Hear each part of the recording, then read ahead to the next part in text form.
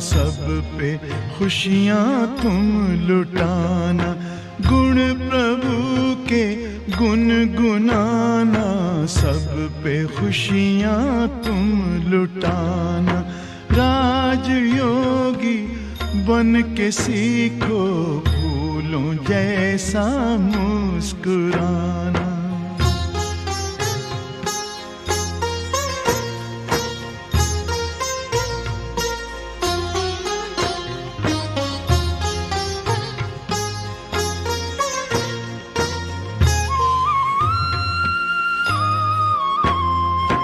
जय पराजय सुख दुख संसार सागर की लहर है।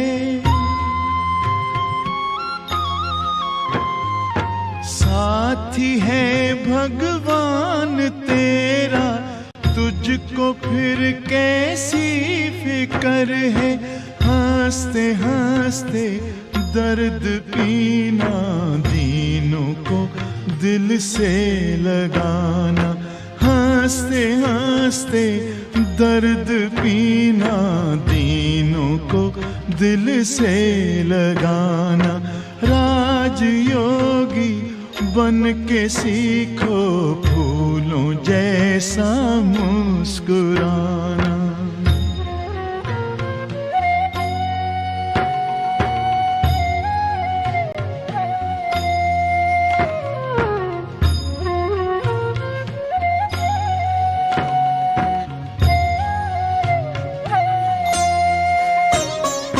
लाल बिछुड़े शिव पिता से पास लाके तू मिला दे।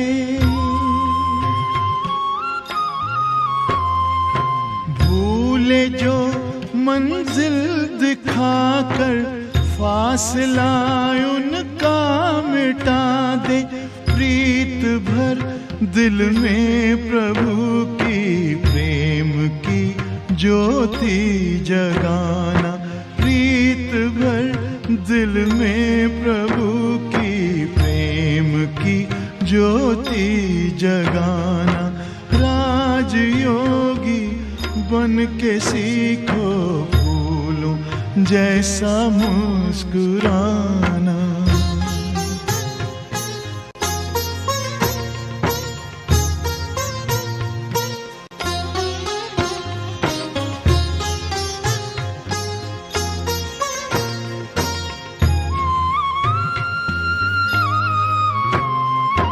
उससे कब प्यास बुझती, प्यासा है ये विश्व सारा।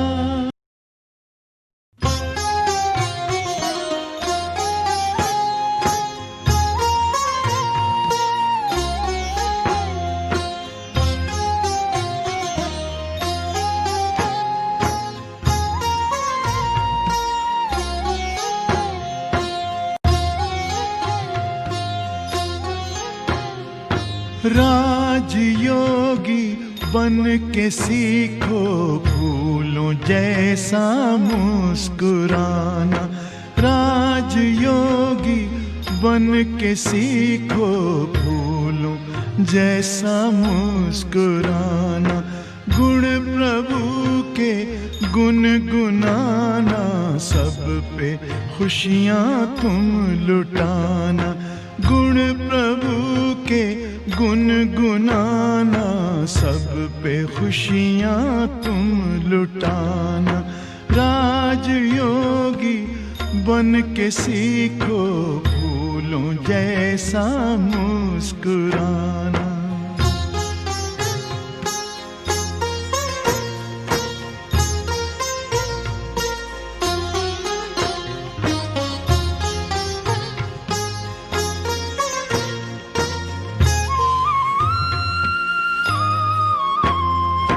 जय पराजय सुख दुख संसार सागर की लहर है।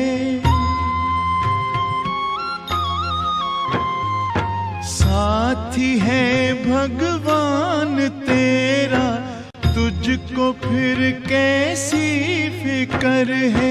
हंसते हंसते दर्द पीना, दीनों को दिल से लगाना। हंसते हंसते दर्द पीना, दीनों को दिल से लगाना। राजयोगी बन के सीखो, फूलों जैसा मुस्कुराना।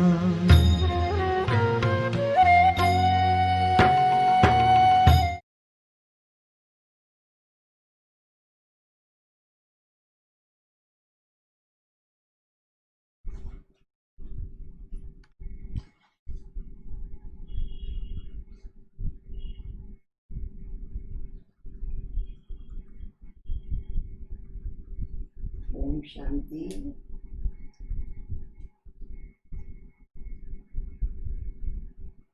शांति। ओम शांति। आप सभी ने आत्मा की पहचान और परमात्मा का परिचय सुना है, अच्छी तरह से जान गए हैं कि मैं कहने वाली मैं आत्मा हूँ। अब आत्मा का अनुभव होना चाहिए। ये मोटर है, मैं ड्राइवर हूँ, मैं इससे अलग हूँ। आत्मदर्शन, आत्मानुभूति की आवश्यकता है। इसके लिए हम राजयोग का अभ्यास करते हैं। सबसे पहले ये जानना जरूरी है योग क्या है। योग के नाम पर आजकल बहुत सी एक्सरसाइज वगैरह चली है, जिसका संबंध शरीर के साथ है।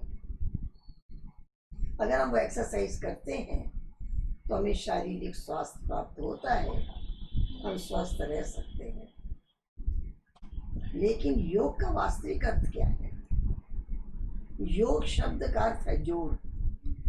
अंकों के जोड़ को योग कहते हैं। इसी प्रकार से अपने को आत्मा अनुभव करना, अपने को आत्मा महसूस करना और अपने परम पिता परमात्मा से जो हमारा संबंध है, जो हमारा रिलेशन है, उसको फिर से जोड़ लेना, इसको योग कहते हैं। संबंध जोड़ लेने का अर्थ क्या है? हम उसके थे, उसके हैं, लेकिन हम भूल गए। राजा का बेटा भूल गया और गुम हो गया कि मैं राजकुमार हूं, तो वो भिखारियों के बीच में बैठ सकता है, गंदगी से लथपथ भी हो सकता है। क्यों? उसको पहचान नहीं रही। आवश्यकता है सबसे पहले हमें परिचय चाहिए, हमें पहचान चाहिए। मैं कौन हूं, मैं किसका हूं, मेरा रिलेशन किसके साथ है? ऑलमाइटी, सर्वशक्तिवान, पतित पावन, भाग्य विधाता, वरदाता, परम पिता परमात्मा की मैं संतान हूं। मेरा उनके साथ रिश्ता है, संबंध है। हम भूल गए थे, इसलिए उसको फिर से महसूस करने की जरूरत है, अर्थात उसको जोड़ने की जरूरत है। ये आवश्यकता है। तो हमें जानने की आवश्यकता है कि मैं पहले, हमने ज्ञान तो सुन लिया कि मैं आत्मा हूं, लेकिन मैं आत्मा हूं इसको महसूस करना है। और जितने रिश्ते नाते हैं सब शरीर के रिश्ते नाते हैं। ये धन संपत्ति वैभव ये सब शरीर से संबंध रखता है। आत्मा तो अकेली आई है और अकेले जाना है। अगर ये बात हम महसूस करते हैं कि मैं आत्मा हूं और मेरा मेरा कौन? मेरा एक परम पिता परमात्मा शिव बाबा, वो मेरा पिता है। मैं उनकी संतान हूं, उनके संस्कार मेरे अंदर हैं। हम भूल गए थे, हम उनको पुकार रहे थे, हे प्रभु आओ, अपना दर्शन दो, हमें शक्ति दो, हमें पावन बनाओ। हम भक्ति मार्ग में पुकारते ही आए हैं, प्रार्थना करते ही आए हैं, मंत्र का जाप करते ही आए हैं, लेकिन हमें अनुभूति नहीं हुई कि वो मेरा पिता है। हम ईश्वर, भगवान, इन शब्दों का प्रयोग कम करते हैं। वो मेरा बाबा है, वो मेरे परम पिता हैं। हमें बार बार इस रिलेशन को याद करना है, इस संबंध को याद करना है। मेरा है, जो भी मेरा है। बच्चे को अपने माता पिता को याद करना नहीं पड़ता है, याद आती है। हमें जब ये याद आ जाए कि मैं परमात्मा पिता की संतान हूं, तो मुझे उनकी याद आती रहेगी। हम उनके गुण गाते रहेंगे, क्योंकि मुझे उन जैसा बनना है। हम परमात्मा नहीं बन जाएंगे, लेकिन उनके सपूत बच्चे तो बनेंगे, उनके आज्ञाकारी बच्चे तो बनेंगे। उनकी याद में रह के कर्म करेंगे तो हमारा हर कर्म श्रेष्ठ होगा। परमात्मा दाता है, हम उनके बच्चे हैं। हमारे अंदर भी औरों को शांति देने का, सहयोग देने का भाव पैदा होगा, जागृत होगा। दाता के बच्चे हम दाता बन जाएंगे, हमारे अंदर वो विशेषताएं आ जाएंगी। इसलिए इस योग को हम बुद्धि योग कहते हैं। ये योग शरीर के द्वारा नहीं, कोई आसन प्राणायाम के द्वारा नहीं किया जाता है, ये योग बुद्धि द्वारा किया जाता है। हम बैठते हैं, आंखें भी खुली हैं, क्योंकि हम किसी रिश्ते नाते को याद करते हैं, आंखें बंद नहीं कर लेते। सिर्फ भगवान को याद करते हैं, आंखें बंद कर लेते हैं कि आंखें खुली रहेगी तो मन भटक जाएगा। लेकिन लोगों ने अनुभव किया है, आंखें बंद करने पर भी मन भटकता ही रहता है। हम आंखें खोल कर बैठते हैं, लेकिन हमें मालूम है हमारे मन क्यों आंख है। वो मन की आंख से हम परमात्मा को देखते हैं, हम उनके ज्योति स्वरूप को देखते हैं। हमने जान लिया है कि परमात्मा परम धाम का निवासी है। इस आकाश तत्व से परे अखंड ज्योति ब्रह्म महतत्व है। इसे परम धाम, शांति धाम, निर्वाण धाम कहते हैं। परमात्मा उस लोक के निवासी हैं। हमारा भी घर वही है, हम भी वहीं के रहने वाले हैं। हम वहां से आए हैं, यहाँ शरीर धारण किया, अनेक जन्म लिए, अनेक पार्ट बजाए हैं। जैसे जैसे कर्म किए, ऐसे ऐसे कर्मों का फल पाया है। हमें उसका अनुभूति की आवश्यकता है। तो पहला, योग में बैठने पर सबसे पहले हमें अपने आत्म स्वरूप में स्थित हो जाना है। मैं आत्मा, मैं अमर हूँ, अविनाशी हूँ, सत्य हूँ, चैतन्य हूँ, मैं शांत स्वरूप हूँ, मैं आत्मा आनंद स्वरूप हूँ, मैं आत्मा प्रेम स्वरूप हूँ, मैं शक्ति स्वरूप हूँ, मैं ज्ञान स्वरूप हूँ, मैं परम पिता परमात्मा शिव बाबा की संतान हूँ। उनके भी हम गुण याद करते हैं। वो शांति का सागर है, मैं शांत स्वरूप हूँ। परमात्मा ने मेरे अंदर शांति की शक्ति शांति मेरा धर्म है, शांति मेरा गुण है, औरों को शांति देना मेरा कर्तव्य है। हम बार बार इसको रिवाइज करते हैं, बार बार इसका चिंतन करते हैं। आज का मानव अपने जीवन में दुख का अनुभव करता है, अशांति का अनुभव करता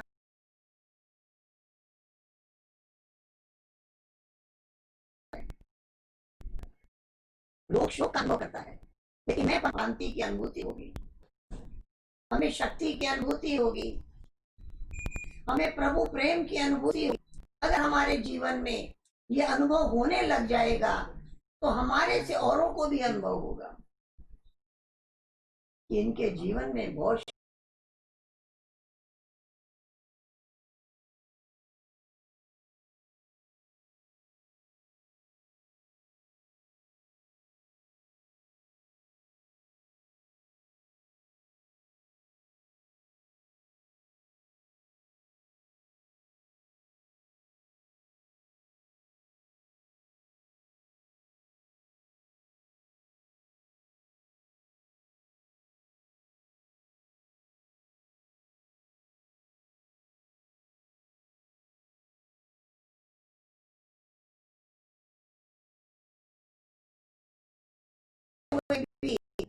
होता है जैसे कि हम अपने मन और बुद्धि के द्वारा परमात्मा के पास बैठे, उनके गुणों का स्वरूप देख रहे हैं। और हम आप सभी अनुभव करते हैं, आप जिस व्यक्ति को याद करते हैं उसे प्रेम है तो आनंद की अनुभूति होती है, अगर उससे झगड़ा है तो क्रोध की अनुभूति होती है। इसी प्रकार से जब हम परमात्मा को याद करते हैं तो हमें परम शांति का अनुभव होता है, परम सुख का अनुभव होता है, वो आनंद का अनुभव होता है। लगता है वो शक्तियां मेरे अंदर आ रही हैं और मुझे अपना जो ओरिजिनल मेरा स्वरूप है उसमें ला रही है। हम देह भान से पार होकर परमात्मा के पास बैठे हैं और उनसे शक्तियां ले रहे हैं, उनको याद कर रहे हैं, उनके गुणों का चिंतन कर रहे हैं, अपने गुणों को भी याद कर रहे हैं। इस प्रकार से हमारे मन के अंदर वो एकाग्रता की शक्ति आती है। तो इस योग का नाम हम बुद्धि योग भी कहते हैं, इस योग को हम सहज योग भी कहते हैं, क्योंकि हम बैठे हुए और रास्ते चलते फिरते भी परमात्मा को याद कर सकते, कर्म करते भी याद कर सकते हैं।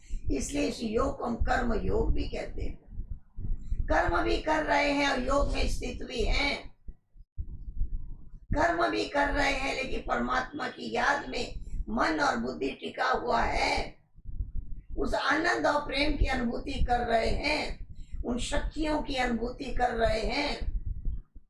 फिर वो शक्तियां हमें व्यवहार में काम आती हैं। कोई भी हमारे को दुख देने का कार्य करे, अपशब्द बोल दे, कटु वचन बोल दे, लेकिन हमारे अंदर की शांति खत्म नहीं होती। हम शांत स्वरूप होकर उस दृश्य को देखते हैं जैसे एक ड्रामा का सीन देख रहे हैं। हर एक आत्मा का अपना अपना पार्ट है, उस आत्मा का क्या पार्ट है वो देख रहे हैं। इस प्रकार से हम योग में स्थित होते हैं। आंख खोलकर बैठने से ये फायदा होता है, हमने आंख खोलकर योग में बैठने का अभ्यास कर लिया तो हम कर्म करते भी याद में रह सकते हैं, हम चलते फिरते भी याद में रह सकते हैं, कार्य व्यवहार करते भी हमें ऐसा अनुभव होता है हम परमात्मा का ही कार्य कर रहे हैं। हमारे आसपास उसी की संतान, उसी के बच्चे हैं।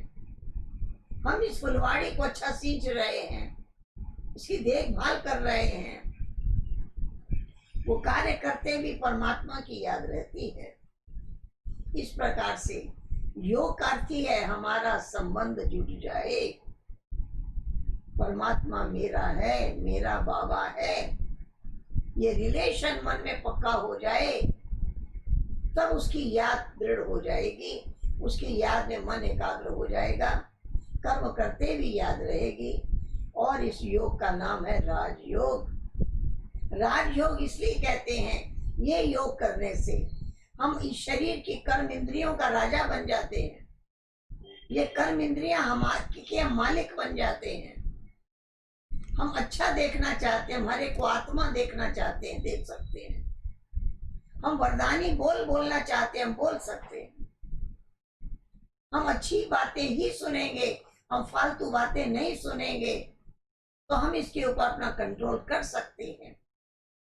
हम अपने खान पान को शुद्ध कर सकते हैं, जीवा के स्वाद पर हमारा कंट्रोल हो सकता है। इस प्रकार से हमारी शरीर की जितनी कर्म इंद्रियां हैं, इसके हम राजा बन जाते हैं, मालिक बन जाते हैं। हम इसके वशीभूत थे। कोई चीज खाने पीने की आदत लग जाती है, छोड़ना मुश्किल होता है। कईयों को हमने देखा है, सिगरेट पीने की आदत है, शराब पीने की आदत है, छोड़ना चाहते हैं, नहीं छूटता है। क्यों? उसकी अधीनता हो गई है। लेकिन राजयोग के अभ्यास से हम मालिक बन जाते हैं। हमें सतो प्रधान बनना है। हमारा जीवन पूरा सात्विक होना चाहिए। अगर हमारे खान पान सात्विक होगा, हमारे विचार शुद्ध होंगे, हमारी दृष्टि शुद्ध होगी, हम हर एक को आत्मा की नजर से देखेंगे। उस आत्मा की नजर से देखने से ये सब परमात्मा की ही संतान है, उस नजर से देखने से कुदृष्टि नहीं होगी। या तो किसी के प्रति दैहिक आकर्षण होता है, या किसी की कमियां बुराइयां देखते रहते हैं। इन सब से हम मुक्त होते जाएंगे, मालिक बन जाएंगे। इस शरीर का मालिक बन करके कार्य करेंगे। इसको कहते हैं राजयोग। हम इसको कहते हैं सहज योग, बुद्धि योग, कर्म योग, राजयोग। ये सब इस योग की विशेषताएं हैं। हम कर्म करते हुए भी योग में स्थित हो सकते हैं। हम ये नहीं कहते हमारा मन भटक जाता है। हम परमात्मा को याद करना चाहते हैं, टिकता नहीं है। हमने अपने पूरे जीवन में देखा है, जिसको हमने मेरा कहा उसमें मन आकर्षित होता है, मेरापन खींचता है। हम समझ गए हैं हम उनके हैं, और मुझे ऐसा कोई कर्म नहीं करना है जिससे मेरे पिता का नाम बदनाम हो जाए। ये भगवान के बच्चे हैं, गाली देते हैं, ये अपशब्द बोलते हैं, ये किससे झगड़ा करते हैं, क्या ये भगवान के बच्चों की पहचान है? मुझे कोई कर्म ऐसा नहीं करना है मेरे परम पिता परमात्मा का नाम बदनाम हो जाए।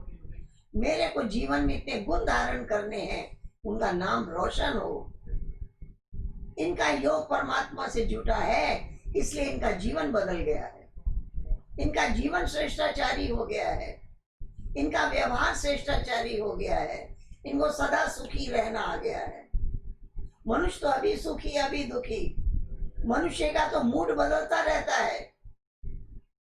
लेकिन जब हम परमात्मा के प्रेम में याद में रहते हैं, हमारा मूड नहीं बदलता। हम सभी सदा हर टाइम प्रभु प्रेम में मगन होकर के कार्य कर सकते हैं और उनकी याद में रह सकते हैं।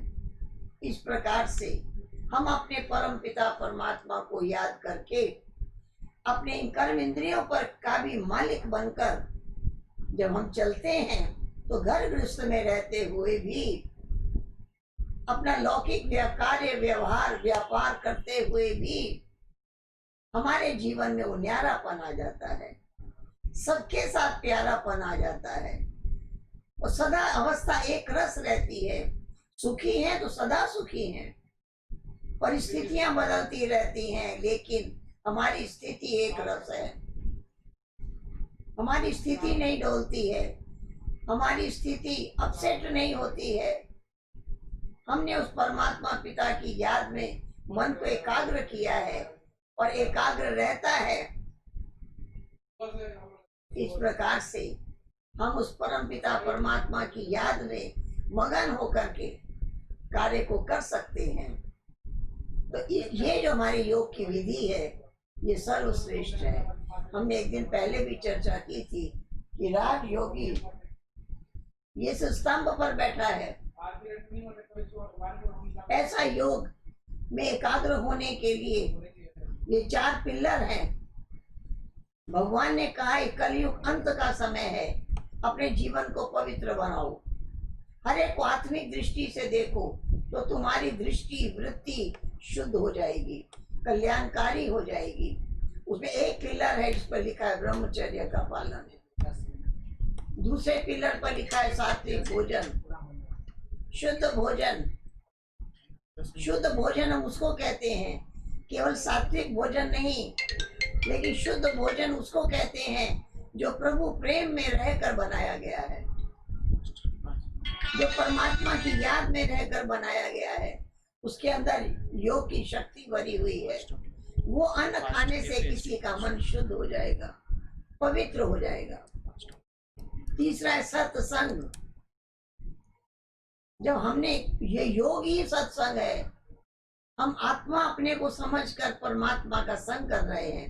आत्मा भी सत्य है, परमात्मा भी सत्य है, और उस सत्य को हम याद कर रहे हैं, माना ये है सत्संग। हम सत्य प्रभु का संग कर रहे हैं, ये सत्संग है। केवल उनका भजन कर लेना, कीर्तन कर लेना, वो भी सत्संग कहलाता है। लेकिन अगर हम परमात्मा के साथ हमारा मन जुटा हुआ है, हमारी बुद्धि जुटी हुई है, तो हमारे संस्कार उन जैसे हो जाएंगे, उनकी शक्ति हमारे अंदर आ जाएगी। और चौथा पिलर है दैवी गुण। हम जब कार्य क्षेत्र में आते हैं, हमारे जीवन में मधुरता हो, धैर्यता हो, सरलता हो, औरों को सम्मान देने की कला हो, हमारा जीवन गुणों से भरपूर हो, हम सुखी रहना भी सीख जाएं, औरों को सुखी रहना भी सिखा दे। बार बार मन बदलता नहीं रहे, अभी सुखी अभी दुखी, अभी सुखी अभी टेंशन में है। बातें आएंगी और जाएंगी। कहते हैं योगी के सामने बातें ऐसे आती है जैसे पानी पर लकीर। पानी में लकीर खींचिए तो लकीर पड़ती नहीं है, पड़ती है और मिट जाती है, उसी टाइम मिट जाती है। ऐसे ही परिस्थिति आएंगी, लेकिन हमारी स्थिति मजबूत है तो परिस्थिति हमारा कुछ भी नहीं बिगाड़ सकती है। तो इस प्रकार से हमें योग का अभ्यास करना है। हम कहते हैं इसी योग से हमारे जन्म जन्मांतर के पाप नाश हो जाते हैं। हम परमात्मा को याद करते हैं तो हमारे अंदर पवित्रता की शक्ति जागृत हो जाती है, और जो पहले जन्म में हम पाप कर्म करते आए हैं उससे दूरी हो जाती है। यहाँ दिखाया है राजयोग का अभ्यास करने से अष्ट शक्तियों की प्राप्ति होती है। यहाँ 8 शक्तियां दिखाई हैं जो हमें सारा दिन सुबह से रात तक 8 शक्तियों की जरूरत पड़ती है। उसमें सबसे पहली शक्ति है परखने की शक्ति। राइट क्या है, रॉन्ग क्या है, क्या मुझे करना चाहिए, क्या नहीं करना चाहिए। सबसे पहले हमारे अंदर चाहिए परखने की शक्ति। तो यहाँ परखने की शक्ति दिखाई है। अगर हमारे अंदर परखने की शक्ति है, एक सोनार दिखाया है जो सोने को परख रहा है, हमें कैसा बोलना चाहिए, हमारे को परखने की शक्ति चाहिए।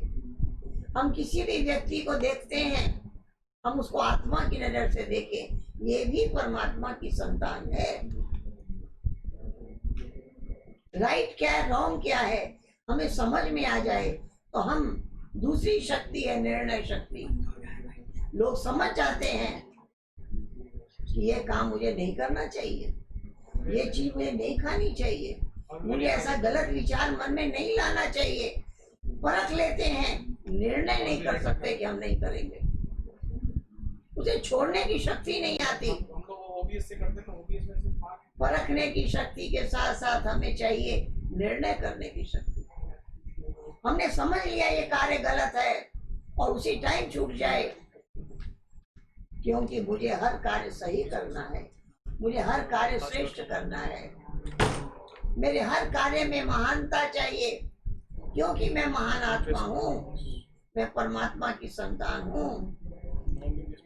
तो हमारा डिसीजन पावर भी चाहिए, ताकि जैसा हम निर्णय करेंगे वैसा ही हमारा कर्म होगा।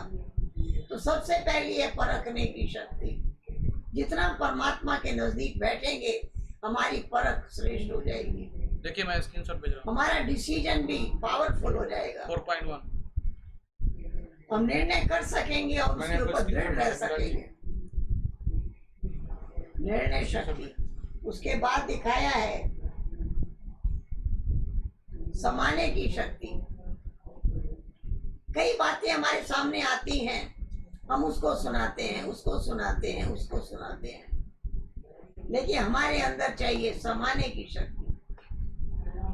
कोई बात आई है, हम जान गए हैं, हम समझ गए हैं, लेकिन वो व्यर्थ बात है, इसलिए उसको चर्चा करने की आवश्यकता नहीं है। ये हमारा डिसीजन काम करता है। जैसे अनेक नदियां सागर में समा जाती हैं, इसी तरह से कई बातें हम देखते हैं, सुनते हैं, और उसकी चर्चा करने की कोई जरूरत नहीं है। समाने की शक्ति चाहिए। फिर दिखाया है सहन शक्ति। लोग कहते हैं हम क्यों सहें, लेकिन सहन शक्ति भी एक बड़ी शक्ति है।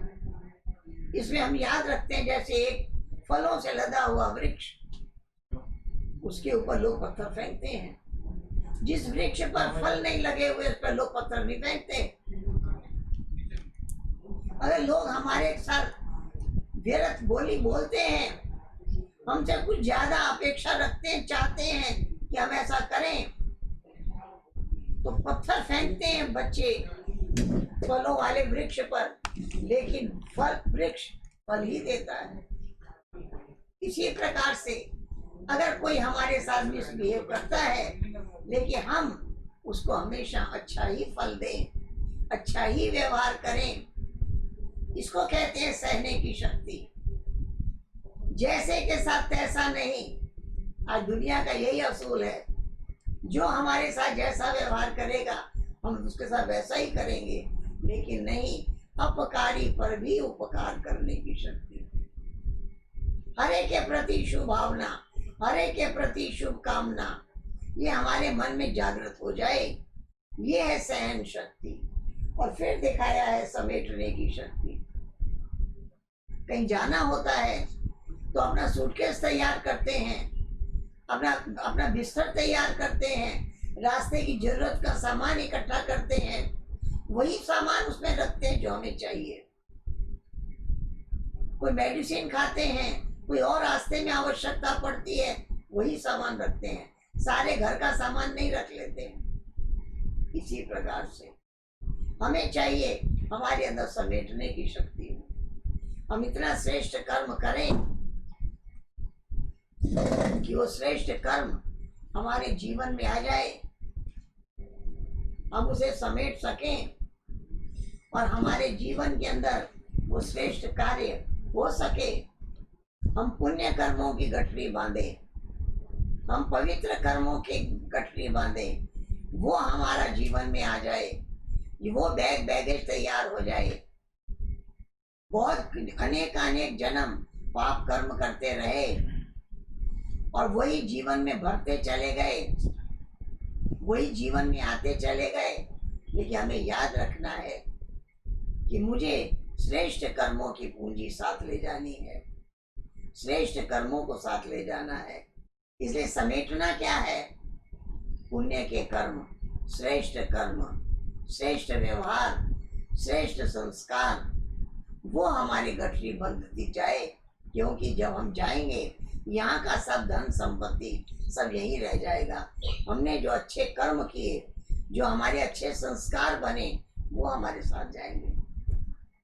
उसके बाद दिखाया है विस्तार को संकीर्ण करने की शक्ति। आज दुनिया में हर बात का विस्तार बहुत है। एक बात की बार बार चर्चा करेंगे, बार बार चर्चा करेंगे, बार बार चर्चा करेंगे, उसका विस्तार एक व्यक्ति से दूसरे से तीसरे से अनेकों से उसी बात की चर्चा करते रहेंगे। लेकिन यहाँ दिखाया है कि हमारे अंदर कछुए के समान शक्ति चाहिए कि हमने आप कोई कार्य कहा किया भी, कोई बात कही भी, उसके बाद अपने को समेट ले। मन को समेटने की शक्ति ये नहीं है कि उसी बात का विस्तार करते चले जाएं। आज मनुष्य अपने आप को कंट्रोल नहीं कर सकता है, व्यर्थ बातों में लगता है तो व्यर्थ बातों में लगा ही रहता है, बार बार उसी का चिंतन करता है, बार बार उन्हीं बातों के पीछे जाता है। इसलिए हमारी स्थिति कैसी चाहिए? कछुए के समान। कर्म कर भी रहे हैं, समेट भी रहे हैं, उस पर हमारा कंट्रोल है। ये नहीं हर समय वही व्यर्थ चर्चा हम करते जा रहे हैं। और उसके बाद दिखाया है सहयोग शक्ति। योगी की पहचान है, वो सहयोगी जरूर होगा। पुण्य कर्म में, श्रेष्ठ कर्म में, गलत काम में कभी सहयोगी नहीं होगा। इसलिए सहयोग की भावना हो हमारे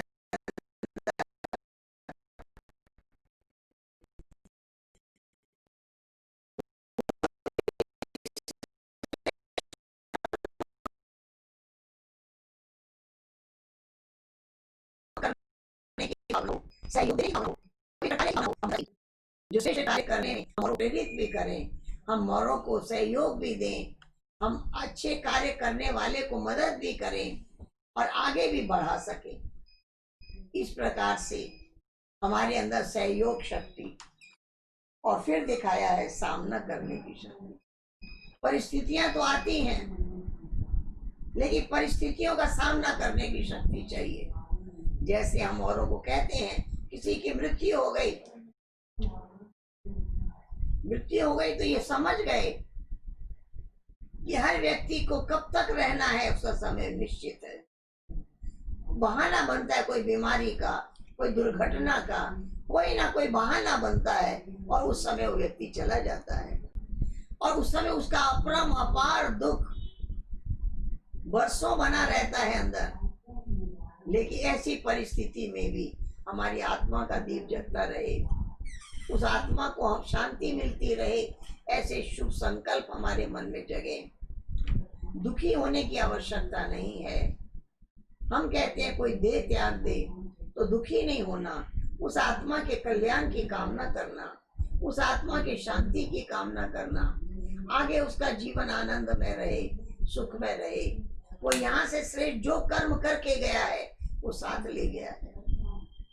वो कर्म तो भाग्य है, कर्म से भाग्य बनता है और भाग्य से संस्कार बन जाता है। इस प्रकार से ये अष्ट शक्तियां जो अभी आपने सुनी, सबसे पहला परखने की शक्ति, निर्णय करने की शक्ति, समाने की शक्ति, सहन शक्ति, समेटने की शक्ति, विस्तार को संकीर्ण करने की शक्ति, सहयोग शक्ति, सामना करने की शक्ति। ये 8 शक्तियां योग से प्राप्त होती हैं। और सुबह से रात्रि तक कोई ना कोई ऐसी बात जीवन में आती रहती है जिसमें इन शक्तियों की जरूरत होती है। और अगर हम इन शक्तियों के द्वारा कार्य करते हैं तो हमारा मन एक रस रहता है, शांत रहता है, औरों को शांति प्रदान करता है। हमारा मन परमात्मा के प्रेम में भरा रहता है। इसलिए सभी के प्रति हमारे मन में प्रेम की भावना रहती है, किसी से बदले की भावना नहीं आएगी,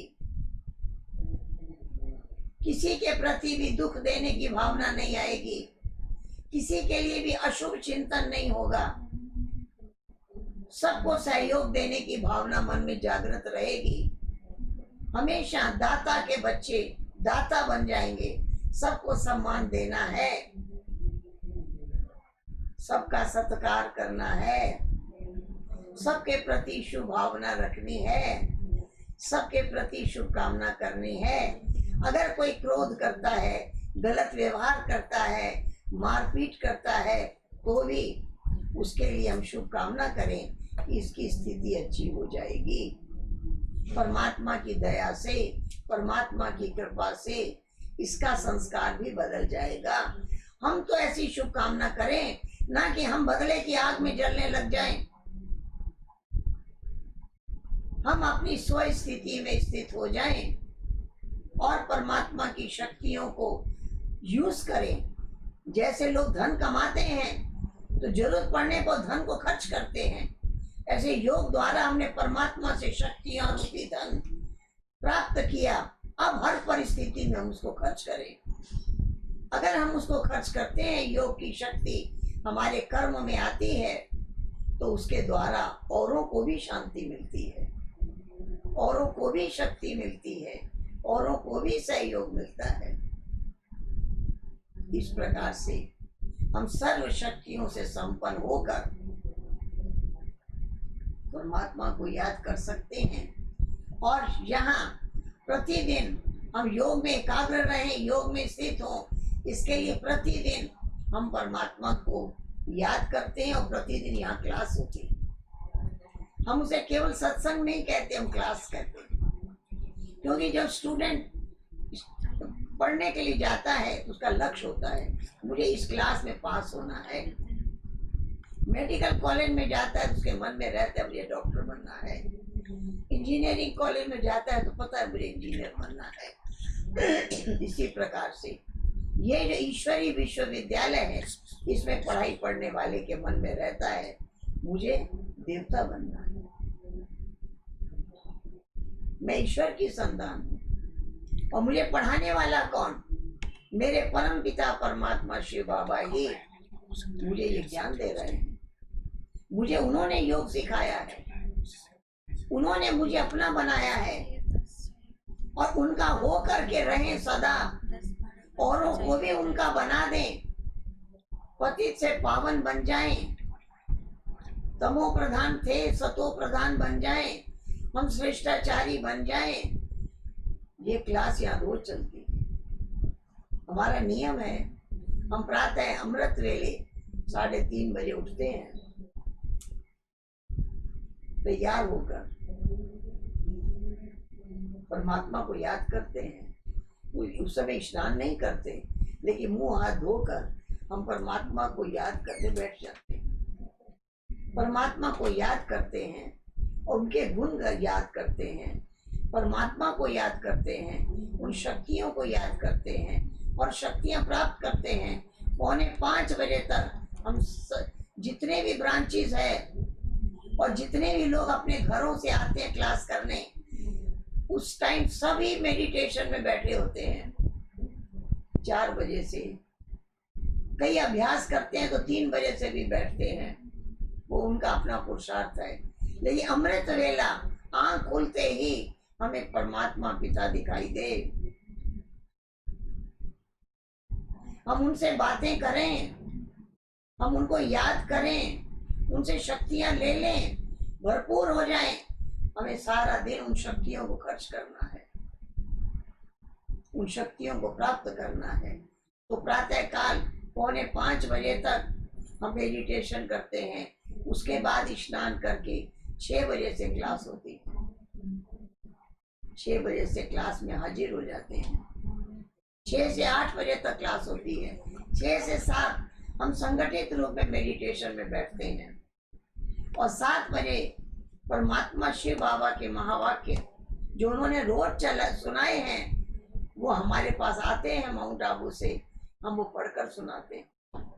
और जो महावाक्य हम पढ़कर सुनाते हैं उसे हम मुरली कहते हैं। हमने सुना है श्री कृष्ण के लिए कि मुरली बजाते थे, घर बैठे अतीन्द्रिय सुख का अनुभव होता था। तो परमात्मा के जो महावाक्य हैं, भगवान के महावाक्य हैं, इनको हम मुरली समझते हैं। वो म्यूजिक से तो अतीन्द्रिय सुख नहीं आ सकता, लेकिन ज्ञान की मुरली जो देह का अभिमान मिटा देती है, जो औरों का परचिंतन मिटा देती है, जो परमात्मा के नजदीक ले आती है, परमात्मा के सन्मुख बिठा देती है, वो अपार शक्तियों की अनुभूति कराती है, अतीन्द्रिय सुख का अनुभव करती है आत्मा, उसका आधार ज्ञान की मुरली है। तो हर रोज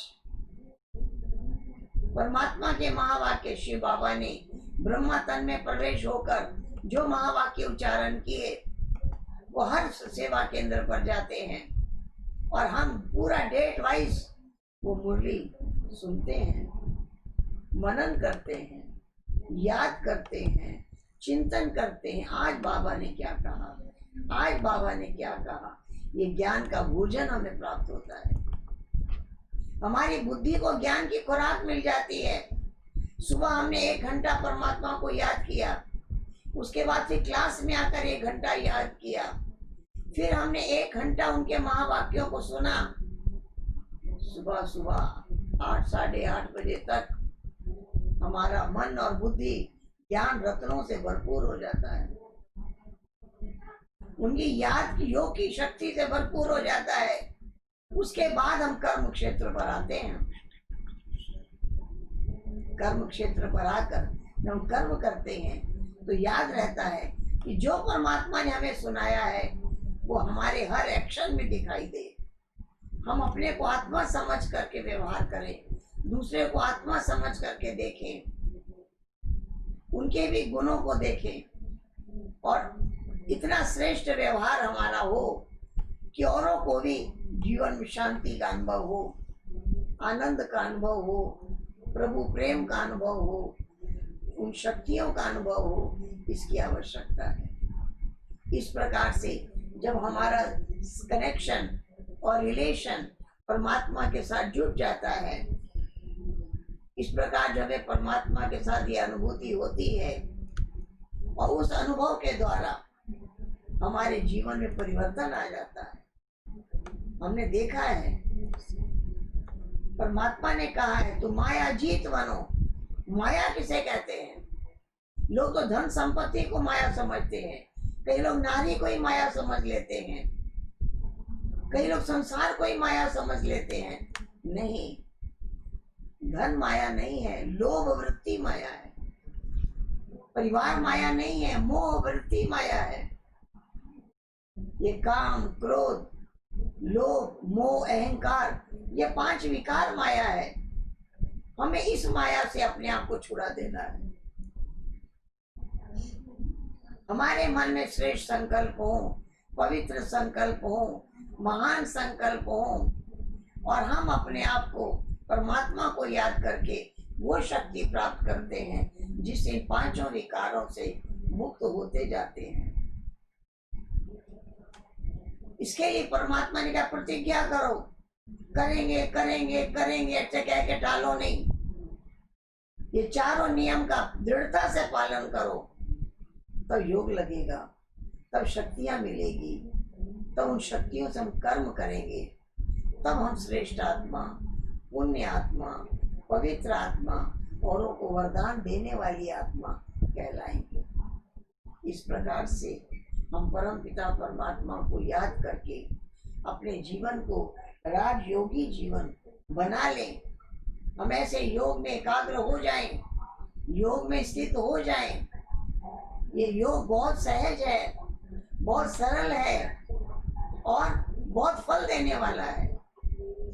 ये योग बहुत शक्तियों से भरपूर करने वाला है।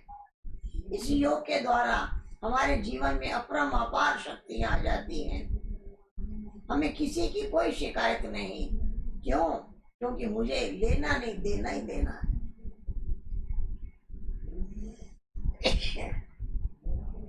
इस प्रकार से जब हम अपने जीवन में शक्तियों को भरते हैं तो जीवन आनंदमय हो जाता है।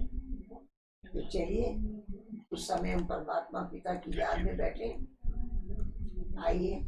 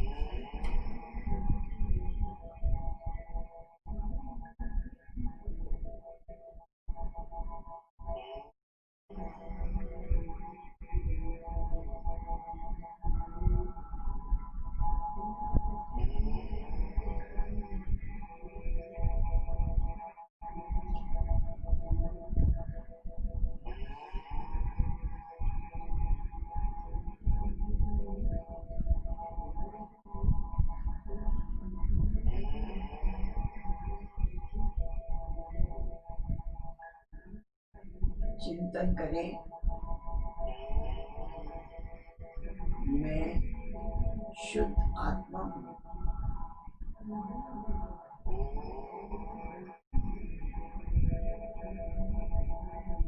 अति सूक्ष्म ज्योति स्वरूप हूँ। मैं चैतन्य हूँ।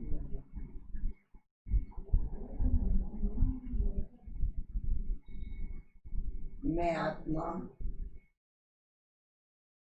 शांत स्वरूप हूँ। मैं आत्मा शांत स्वरूप हूँ। मैं आत्मा आनंद स्वरूप हूँ।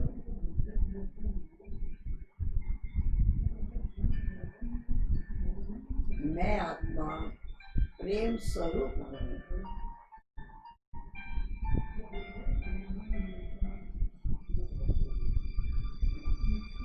मैं आत्मा सुख स्वरूप हूँ।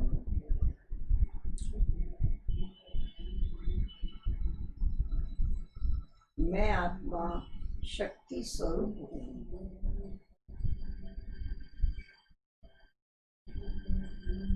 मैं आत्मा ज्ञान स्वरूप हूँ।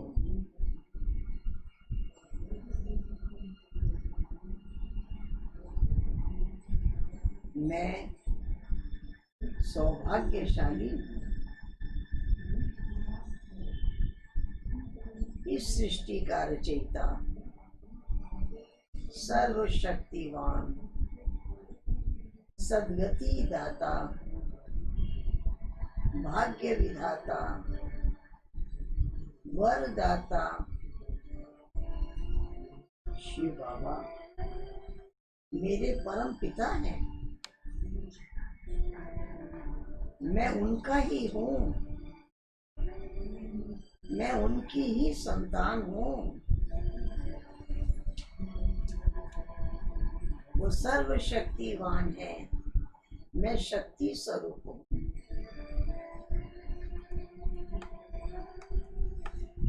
वो आनंद के सागर है। मैं आनंद स्वरूप हूँ। मैं आत्मा हूँ। परमात्मा ज्योति स्वरूप है, प्रकाश स्वरूप है। मैं उनकी संतान हूँ। मुझे नशा है। मैं परमात्मा का वारिस हूँ। परमात्मा मुझे पवित्रता, सुख और शांति का ईश्वरी जन्म सिद्ध अधिकार से भरपूर कर देते हैं। मुझे उनके सन्मुख रहना है। मुझे उनकी श्रीमत पर चलना है। हर कदम में उनको साथ लेकर चलना है।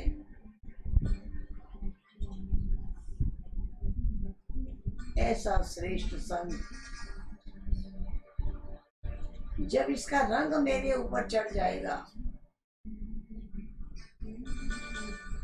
इस सत्य के संग का रंग जब लग जाएगा, तो मेरा जीवन आनंद स्वरूप हो जाएगा, प्रेम स्वरूप हो जाएगा, शक्ति स्वरूप हो जाएगा और सुख स्वरूप हो जाएगा।